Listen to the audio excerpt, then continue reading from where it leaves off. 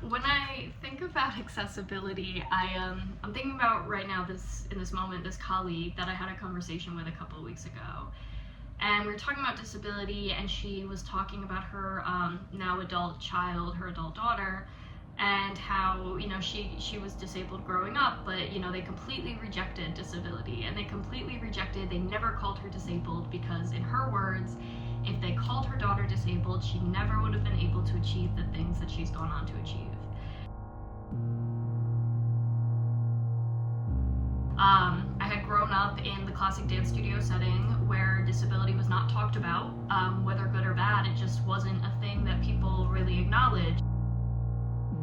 I would just go cry in the bathroom because I just thought I just wasn't good at the turns. I didn't even know that I was spotting my head. I was doing the action, but it doesn't serve me in the way it serves other people who might not be visually impaired. I didn't know that bumping into people in the studio was because I couldn't see them. I thought I just wasn't paying enough attention. I didn't know what accessibility was until it affected me personally.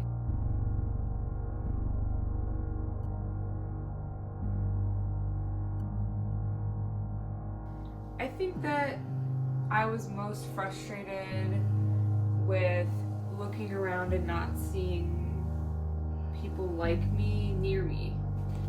Being with is an accessible dance.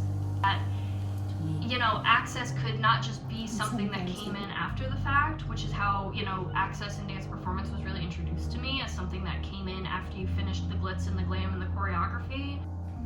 Sometimes it feels like a sheer curtain dividing me away.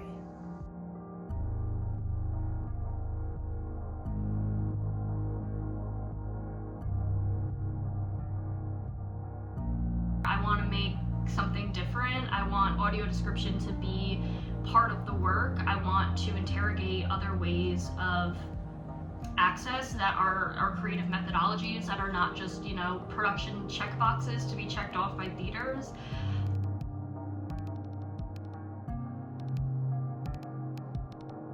Just exploring dance, meeting me where I'm at with my disability. A dance that makes me feel, sense, enjoy, being embodied.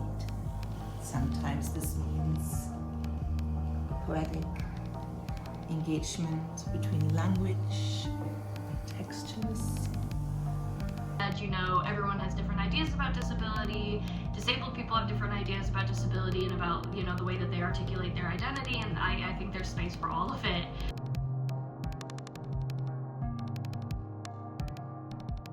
Something that I bring into my own work is just how do we give more options and choices to people so that everyone can meet themselves where they're at, and then therefore the community is meeting them where they need to be met. Sometimes it means touching myself. But also because disability and accessibility has been, the biggest place of possibility in my life.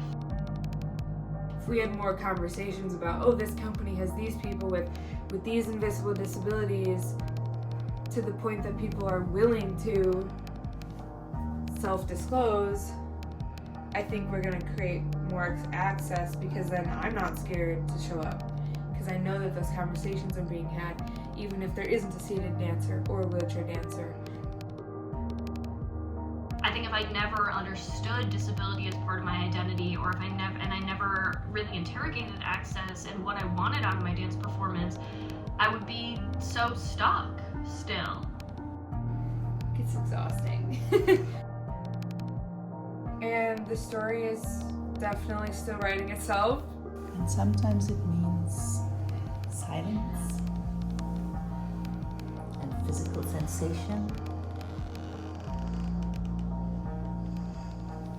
How can I internalize an idea when my internal world is on fire?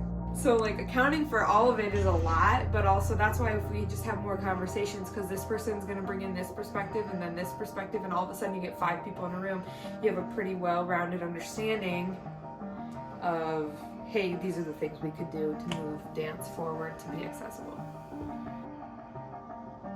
In new and creative ways. Engaging with the world, touching the world, being intimate with my environment, feeling myself part of this world, in pain, in joy, with others, with humans.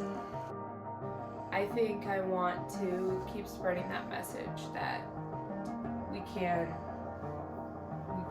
make dance more accessible, and sometimes doing something that isn't dance contributes to dance in some way. Finding the rhythm of the world.